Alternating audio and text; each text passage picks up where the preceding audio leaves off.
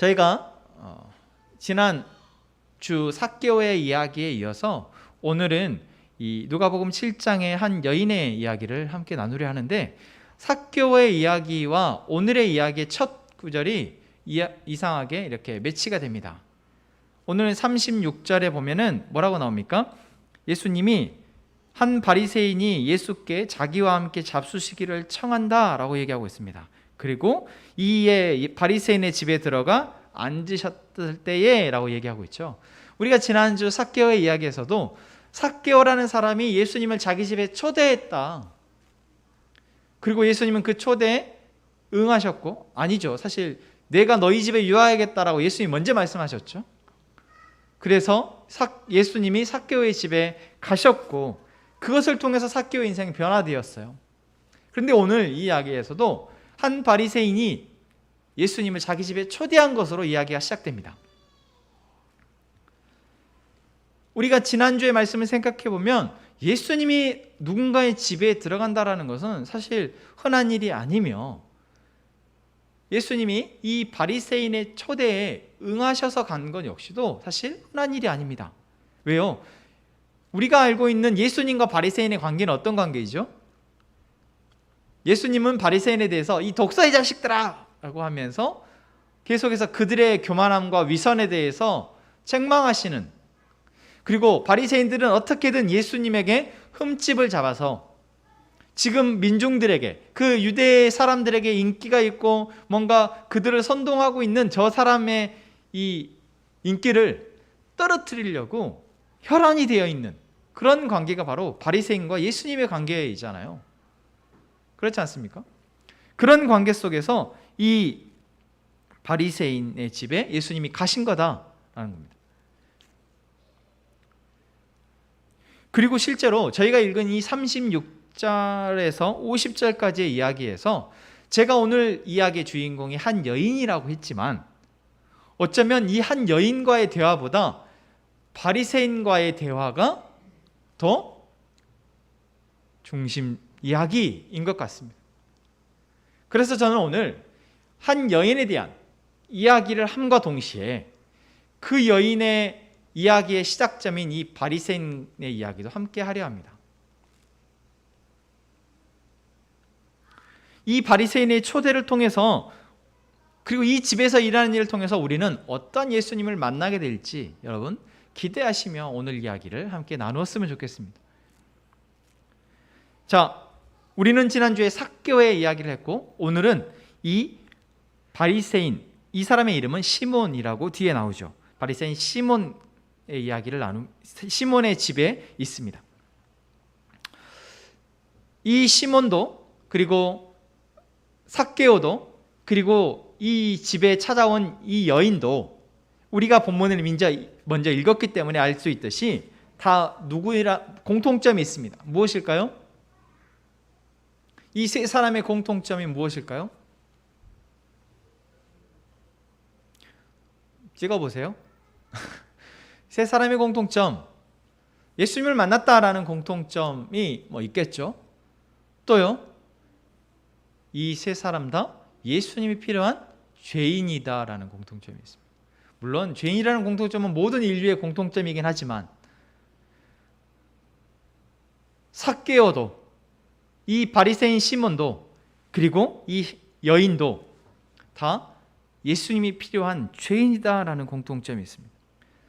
삭개오는 단지 자신의 삶의 고민과 문제 가운데에서 뭔가 해결될 줄 알았는데, 이러면 될 줄 알았는데 안 되는 그 문제 가운데에서 괴로워하다가 예수님이라는 존재를 통해서 그 답을 찾기를 원했던 사람이었고, 오늘 이야기에 나오는 이 바리새인은 예수에 대해서는 지금 여기 자기 집에 초대했긴 했지만, 이 초대가 삭개오의 집의 초대나 예수님을 호의적으로 초대했던 마리아와 같은 초대가 아니라, 예수님을 자기 집에 초대해서 뭔가 흠집을 잡으려고, 뭔가 흠을 찾으려고 예수님을 초대한 사람이었어요.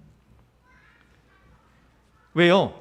자기의 입장에서는, 바리새인인 자기의 입장에서는 예수라는 존재는 위협적인 존재고 문제가 되는 존재예요. 나는 옳고 저 사람은 틀렸어, 그러니까 틀린 거를 찾아야 해. 라는 시각, 예수님에 대해서 부정적이고 비판적인 시각으로 바라보면서 꼬투리를 잡기 위해서 예수님을 초대한 사람이었습니다. 그리고 오늘 이 이야기에 나오는 한 여인, 향유 부은 여인, 저는 발에 향유를 부은 여인이라고 부르고 싶은데, 이 여인은 자신이 죄인이라는 것을 알고 있었고, 자신뿐만 아니라 동네인 사람들이 다 이 여인이 죄인이라는 것을 알고 있었다. 그런데 그 사실에 대해서 자기는 인정을 하고 자신이 할 수 있는 최선의 것을 가지고 예수님 앞에 가장 납작 엎드려서 예수님에게 나아왔던 사람, 이 여인이 바로 그 사람이 바로 이 여인입니다. 이 향유를 부은 여인은 자신이 죄인인지를 알았고, 그리고 그 죄인인 채로 삶을 살아가다 예수님이라는 분을 자기도 삭개오처럼 소문을 듣고 이제 예수님에게 나아옵니다. 여러분, 예수님에게 나오는 이 장면이 이 본문에 나오는데, 이 장면을 통해서 여러분 이 향유 부은 여인을 한번 그림을 그려봤으면 좋겠어요. 37절과 38절을 저희가 한번 깊이 한번 봤으면 좋겠는데, 한번 볼까요? 그 동네에 죄를 지은 한 여자가 있어 예수께서 바리새인의 집에 앉아 계심을 알고 향유 담은 옥합을 가지고 와서 예수의 뒤로 그 발 곁에 서서 울며 눈물로 그 발을 적시고 자기 머리털로 닦고 그 발에 입 맞추고 향유를 부으니 라고 말하고 있습니다. 여러분, 이 여인, 죄를 지은 한 여자, 그 동네에서 죄를 지었어요. 그러니까 아예 이 여인은 모든 동네 사람들이 저 여인은 죄인이라 라고 알 수 있는 사람. 흔히 그 시대에 죄인이라면 한 여인에 대해서 저 여자는 죄인이야 라고 낙인이 찍히는 것은 몸을 파는 여인들에게 하는 모습이었습니다. 그러니까 자기의 몸을 팔아서 자기의 삶을 살아갔던 여인, 그렇기에 동네에 있는 사람들이 저 여인은 죄인이야 라고 말할 수 있었고, 자기 역시도 그것을 알고 있어요. 근데 그 여인이 예수님에게 나와요. 예수님에게 나오는데 자기 집에서 고이 모셔놨던 정말 소중한 옥합, 옥으로 만든 합이죠. 그 옥합에 향유가 들어있어요. 정말 비싼, 값비싼 그 향유가 들어있는데, 그 향유를 들고 찾아가는 집이 어디예요? 바리새인의 집이에요. 그냥 동네를 지나다니던 사람들로부터 손가락질을 당하고 하는데, 바리새인은 어떤 사람입니까? 죄인에 대해서는 무서우리만큼 냉정하게 정죄하고 판단하는 사람. 그 바리새인의 집에 지금 이 옥합을 들고 걸어가는 거예요. 어떤 마음이었을까요?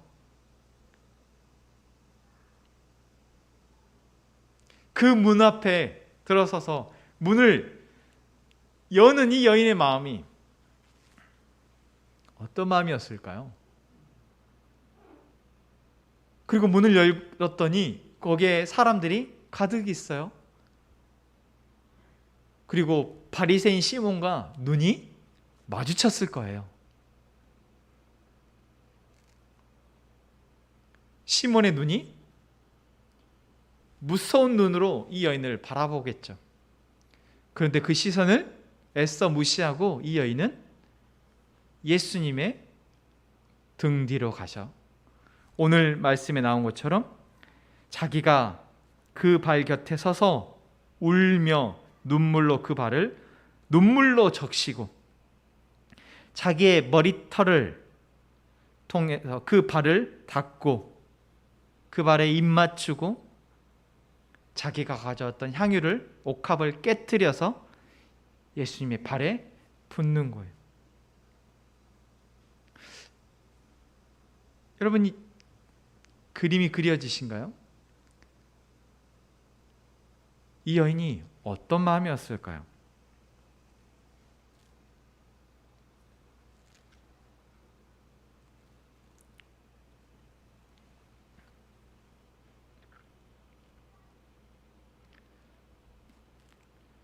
저는 이 여인이 어떤 마음이었는지를 여러분 우리가 꼭 한번 새겨봤으면 좋겠습니다. 자기 스스로도 자기가 어떠한 죄를 짓고 있는지, 지었었는지를 알고 있고, 사람들도 다 알아요. 숨길 수가 없는 그러한 인생을 살아가고 있습니다. 근데 이것이 너무나 고통스러워요. 정말 해결하고 싶은데 자기 현재의 삶에서는 방법이 없어요. 그런데 예수님이라는 분의 이야기를 들어보니 그분은 죄인에 대해서 차별하지 않으시는 거예요. 죄인과 만나는 것을, 죄인과 이야기 나누는 것을 전혀 부끄러워하지 않으시고 그 죄인에 대해서 판단하거나 정죄하지 않으시는 분이라는 이야기를 들었을 거예요.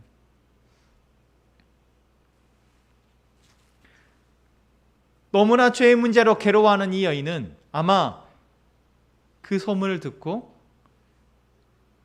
그 예수님을 찾아가기로 마음 먹었을지도 모르겠어요.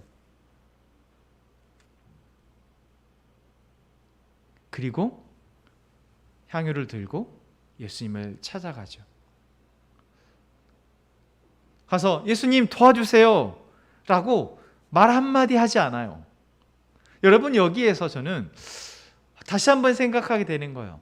이 여인의 마음이 어떤 마음이었길래 이 여인은 와서 도와달라고 하지 않고 예수님 발 앞에 엎드려서 눈물을 흘리며 그 발을 자기의 머리털로 닦았을까?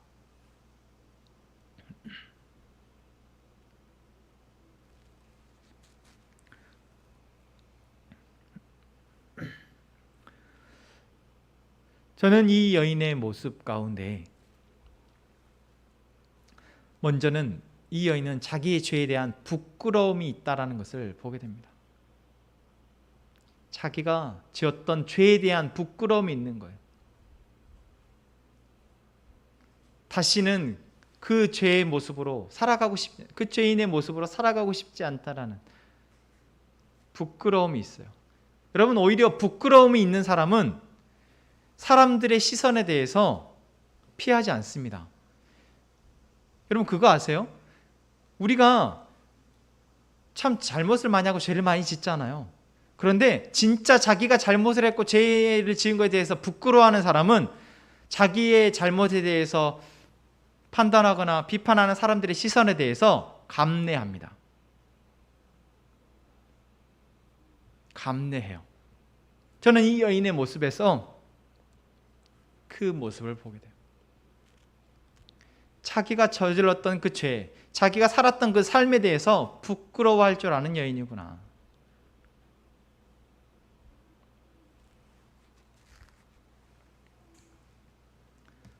그랬기에 이 여인은 그 많은 장애들, 바리새인이라는 사람의 집에 가는 것, 그리고 수많은 사람들이 바라보는 그 자리에서 예수님의 발 앞에 엎드려서 한 여인인데 자기의 머리털로 눈물을 씻으며 발에 입 맞추고 머리털로 씻는, 사실 정말 부끄러운 일이지만 자기가 저지른 죄에 비하면 이 부끄러움은 부끄러움도 아니었다라는 거예요. 그 여인은 그것을 알았기에 예수님의 발 앞에 엎드려 예수님의 발에 입 맞출 수 있었던 것이 아닐까요?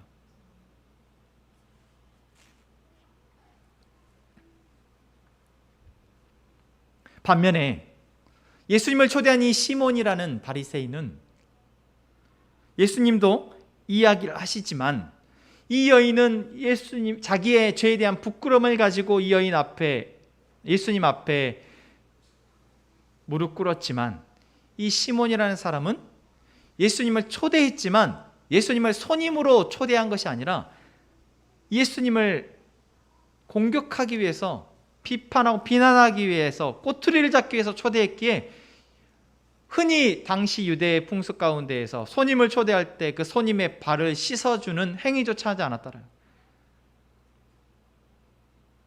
그러니까 손님을 초대했으면 어서 오세요 하고 이렇게 안내하는데, 유대의 풍습에서는 그 땅이 먼지가 많으니까 먼저 발 씻을 물을 내어주고 종으로 하여금 그 손님의 발을 씻어주는 것이 그 전통이었단 말이에요.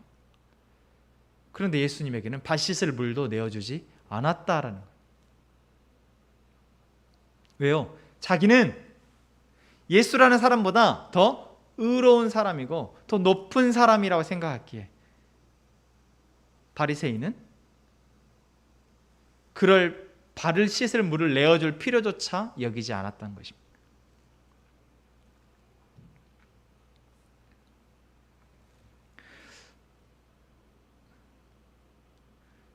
이 바리새인의 모습은 분명 겉으로 보기에는 사회적으로나 또는 사람들로부터 인정받는 거나 봤을 때는 거룩해 보이고 뭔가 죄가 없는 사람인 것처럼 보여지지만 하나님의 시선으로 바라볼 때는 이 사람은 너무나도 많은 죄를 범하고 있는 사람입니다.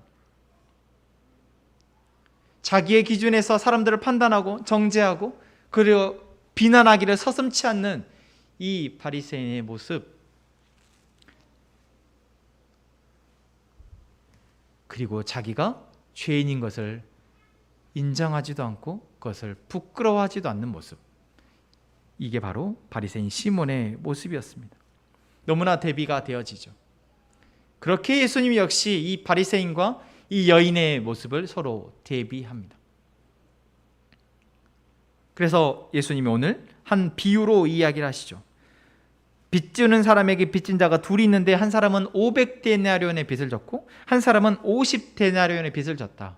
그런데 그 빚 준 사람이 다 탕감을 해줬는데 누가 더 빚 준 사람을 사랑하겠느냐라는 비유의 이야기였습니다.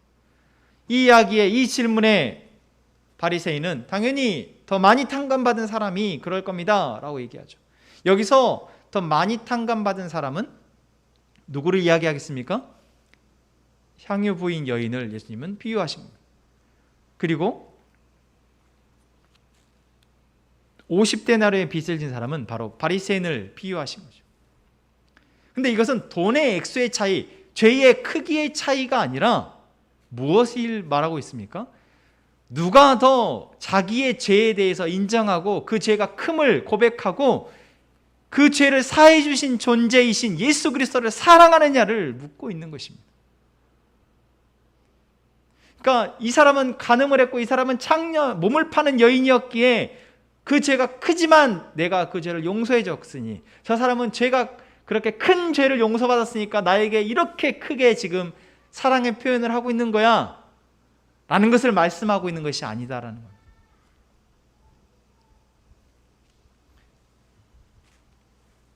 죄의 경감을 우리가 어떻게 따질 수 있겠어요? 그러나 우리는 죄를 경감을 잘 따집니다.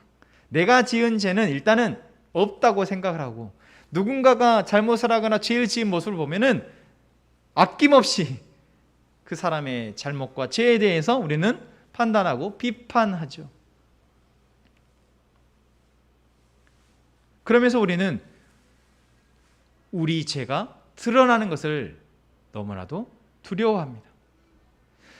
어쩌면 죄를 짓는 것보다도 자기가 지은 죄가 사람들에게 드러나는 것을 우리는 더 두려워할지도 모르겠어요. 그렇게 다른 사람의 죄에 대해서는 우리가 아낌없이 정말 전혀 망설임 없이 판단하고 비판하지만 나의 죄, 나의 어리석음, 나의 연약함에 대해서는 우리는 철저하게 감추려 하고 사람들에게 들키지 않으려고 숨기려 하죠. 그러나 예수님은 지금 우리에게 무엇을 말씀하고 있습니까? 자기의 죄의 무서움을 알고 그것을 인정하고 그 죄를 해결하실 수 있는 분 앞에 나와서 내려놓을 때 그 사람은 그 죄 문제를 해결받고 그것에 감사하여 그분을 사랑하게 된다라는 것을 말하고 있습니다. 반대로 이 바리새인과 같이 자기가 죄를 지었다는 것을 인정하지도 않고 조금 누군가로부터 은혜를 입고 봤을 때 내가 죄인이 아니었고 나는 충분히 내 힘으로도 할 수 있는데 너가 도와준 거잖아. 그러니 난 너에게 고마워할 게 별로 없어. 바리새인의 모습이 이와 같다라는 것이죠. 아니, 사실 이보다 더하죠. 자기가 죄인이라는 걸 인정하지도 않고 예수라는 사람이 자기의 죄의 문제를 어떻게 할 수 있는 존재라고 생각지도 않고 그렇게 말하는 예수에 대해서 너는 죄인이야, 너는 지금 하나님을 모독하는 거야 라고 말하는 사람이었으니까요. 여러분, 우리가 우리의 죄성에 대해서, 우리의 연약함과 우리의 죄인의 모습에 대해서 자꾸만 부인하려 하고 그것을 감추려 하고 드러내려 하지 않을 때 우리는 어쩌면 이 바리새인 것처럼 예수님에 대해서 발 씻을 물도 내어주지 않고 예수님에 대해서 무시하고 예수님을 십자가에 못 박아 버리는 사람이 될 수도 있다라는 것입니다.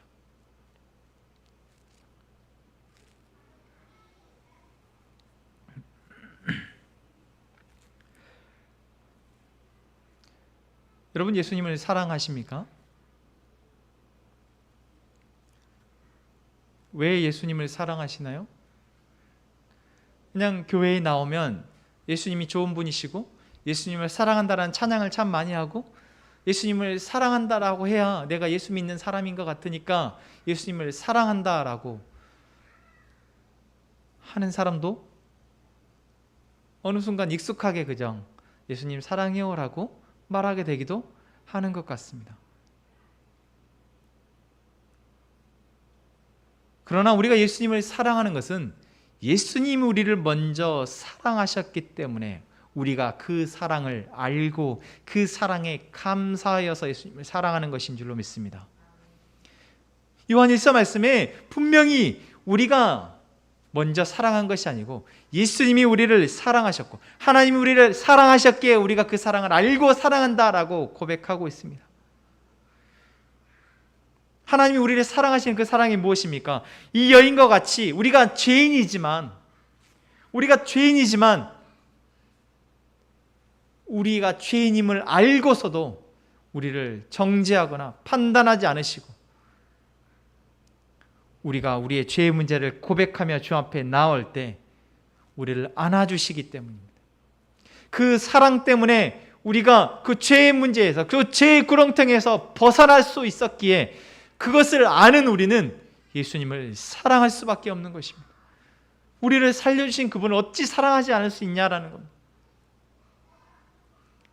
여인의 이 모습을 보면 이 여인은 어쩌면 이미 향유를 들고 예수님께 나오는 그 순간 그 죄의 문제가 해결되었을지도 모르겠어요.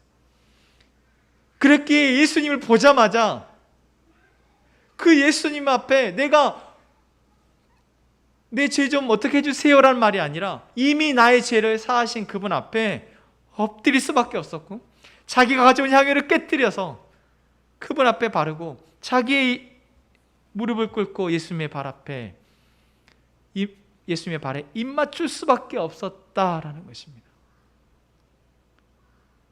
예수님을 그분의 은혜에 반응하여 사랑하게 되는 모습, 이 모습이 오늘 이 여인의 모습이 아닐까 싶습니다. 여러분, 우리의 예배가, 우리의 기도가, 우리의 삶이 예수님을 사랑하여 예수님을 사랑하기 때문에 우리가 드릴 수 있는 우리의 말과 삶과 우리의 행동으로 그분을 사랑하는 그런 삶이 되기를 원합니다. 그것은 어디서부터 시작됩니까? 이 여인과 같이 나의 죄에 대해서 인정하고 그것을 부끄럽게 여기는 마음에서 시작합니다. 부끄럽게 여기는 마음.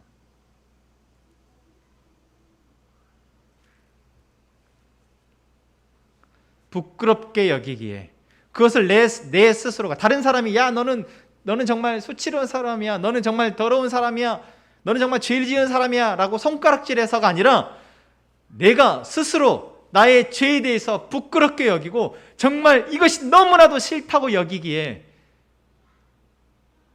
그것에 내가 더 이상 젖어 있고 묻어 있을 수 없어서 그 문제를 가지고 예수님 앞에 나올 용기를 내는 것, 거기에서 하나님의 사랑을 우리는 만날 수 있습니다.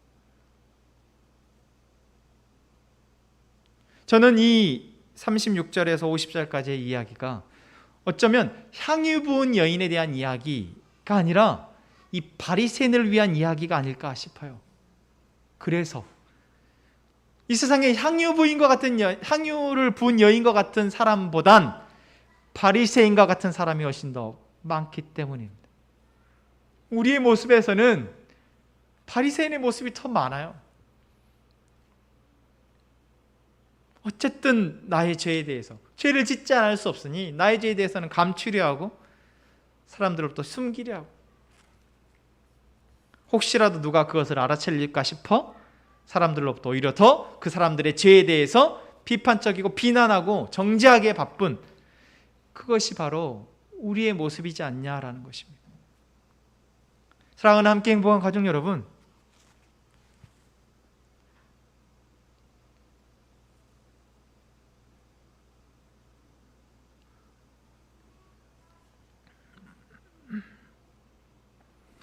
우리는 바리새인의 모습에서 이제 이 여인과 같은 모습으로 나아갔으면 좋겠습니다.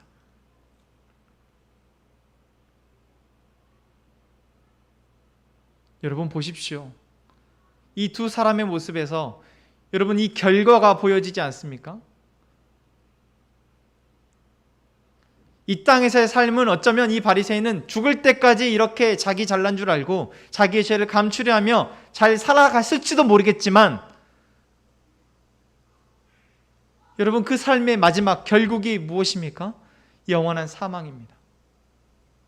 하지만 이 여인은 자신의 죄를 부끄럽게 여기고 그 부끄러움을 가지고 예수님 앞에 부끄러움을 무릅쓰고 나아갔고 예수님을 만났고 자신의 죄를 사하신 그분의 은혜에 감사하여 자기의 모든 것을 드려 그분을 사랑하였기에 이 여인의 인생은 여전히 이 이후에도 사람들로부터 죄인이라고 손가락질 받았을지 모르나 예수님의 그 사랑에 힘입어서 이 여인은 그 시선들을 이겨낼 수 있었을 것이고 그 가운데 자신의 삶을 어떻게 살아야 될지 방향을 발견할 수 있었을 것이며,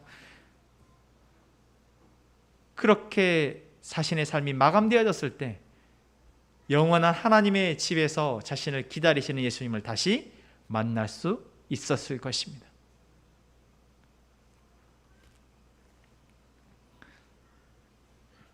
여러분, 우리는 죄인입니다. 어제도 죄인이었고 오늘도 죄인이었고 내일도 죄인일 겁니다. 여기서 죄인이라는 말은 죄를 또 지을 수 있는 존재다라는 겁니다. 그럴 때마다 우리가 어떻게 나아가야 할까요? 우리의 과거와 현재와 미래의 모든 죄를 이미 대속해 주신, 사해 주신 그 예수 그리스도를 우리가 만났다면 여러분, 죄를 부끄러워하기보다 그 죄를 고백하고 그 죄에서 우리의 삶을 분리해낼 수 있는, 그 죄와 싸우기를 원하는 그런 우리가 되어질 때 우리의 삶은 마지막 결국이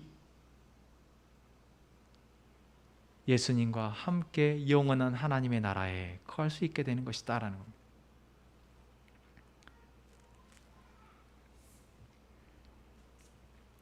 여러분, 이 시간 우리가 예수님 앞에 나아옵니다.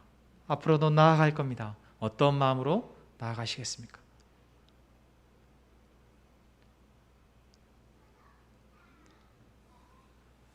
이 질문을 마지막으로 드리며 오늘 말씀을 마치겠습니다.